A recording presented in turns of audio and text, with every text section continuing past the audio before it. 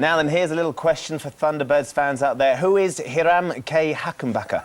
Perhaps this chap would know. The neural net control system? It's great to have you back. I bet you didn't think that spring break was going to be this fun. Watch this.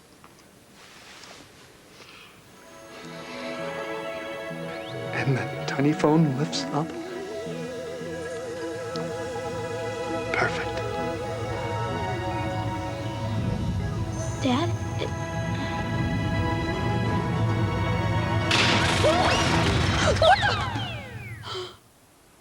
Didn't quite work. No. The brains there in the new movie Thunderbirds. That was brains. The man who brought him to life is sat with us now, Anthony Edwards. It's good to have you with us this morning. Thank you. Happy to be here. A real pleasure. We had Sir Ben Kingsley on yesterday talking about how much he'd enjoyed being in the film and saying actually how difficult it was to follow the puppet and sort of, you know, trying to make up. Did you find the same? It was difficult. You know, I tried to have meetings with the original actor who played it, and he was very difficult. I've heard. You know, he thought my performance was much too lifelike. He wanted it to be stiffer. He thought anybody could work without wires. Yeah, and, easy. You know. It's a criticism levelled at all the actors, I would have thought, from the originals. It must have been great fun. I mean, you were saying that Thunderbirds has never appeared. You never had it in the States. We had it in a very obscure way in a small kind of public television, you know, limited little release. So few people know it, but most people don't.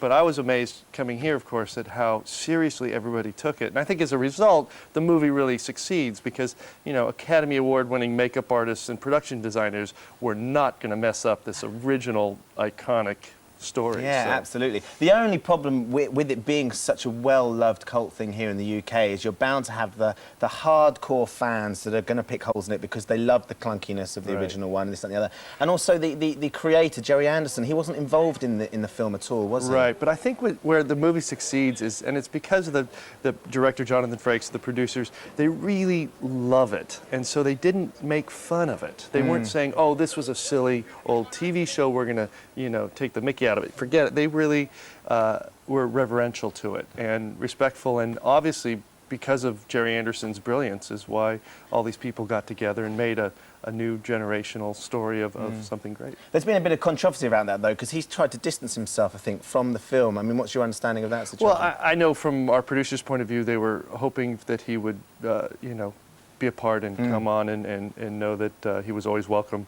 So hopefully as things go on and people, you know, enjoy the film and enjoy what he originally created and rediscover the television series, hopefully it'll mend any kind of problems that are there. Yeah, absolutely. Now, Brains, as a character, a great fun character to play. You had to play him with that. He had this huge stutter as well, and a lot more hair. Yeah, a little stutter, I guess. He has a little stutter and a lot more hair. Well, that is actually my hair, and I shave for... Oh, is that what it is? Yeah, no, because, yeah, women really like this look. Extra testosterone, isn't it? Yeah, exactly.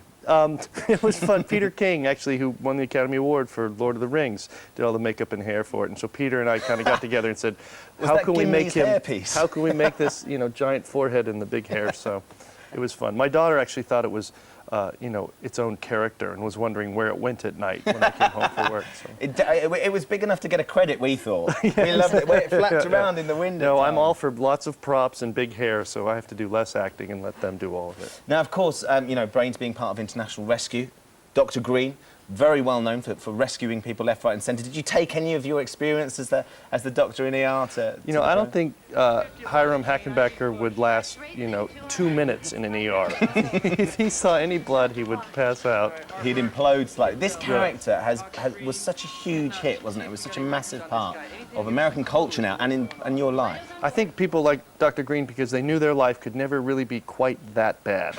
You know, there's tragic marriages. And... Is it true that your wife had to persuade you to take the role, though? Yeah, at the time I was wanting to direct, and I had this little kids movie to direct, and I was ready to go, and this pilot came up, and I said, yeah, it's great and everything, but, you know, I want to do this. And so my wife sat me down, and my manager, and said, I think you should do something that was written by Michael Crichton and Steven Spielberg's producing. They've got some form, yeah, as exactly, it were. so. I was looking on the net, and there's so many websites dedicated to ER, and you particularly, and Dr. Green. And one of them, some of your pretty hardcore fans have listed 11 ways, because of course your character died at the end. Yes. Yeah, 11 ways in which you could come back. 3 of which were, one, you could come back directing it. Would you do something like that? Would you like to direct an episode of ER? I actually did a bunch when I was So there. you've done some already? Yeah, I could do that. Do some more of them. The second was there's a long-lost twin. Dr. Green's long-lost twin could it'd be come good, back yeah. in. Perhaps an evil twin. Yeah, Evil or twin. maybe Good. a twin sister, and I could get the wig back. Even do a better. different wig. Yeah, that way. And in terms Marsha of- Green. Yeah, that'd be perfect. Or as Carter's contemplating leaving, he could be counselled by Dr. Green's ghost. Exactly. That was another. They had all kind these of the mad Obi-Wan ideas. Kenobi of. Yes, right, come back exactly. here. Use the scalpel, Dr. Carter. It'd be perfect. I mean, does it ever? Do you worry sometimes that Dr. Green's going to be too much a part of your CV? No, you know, people ask you that. They say, you know, you're afraid of being stereotyped, and the truth is, if you're being stereotyped, you've succeeded. You know, people really relate and believe in that character. So I'm just, you know, was thankful for the opportunity, and I just have to live with the fact that, you know, there are a lot of angry women who come up and say, you know, why did you leave the television show? And they hit you, and they don't care that you have children and want to have a life. They're like, you messed up my Thursday night. You get back on that TV.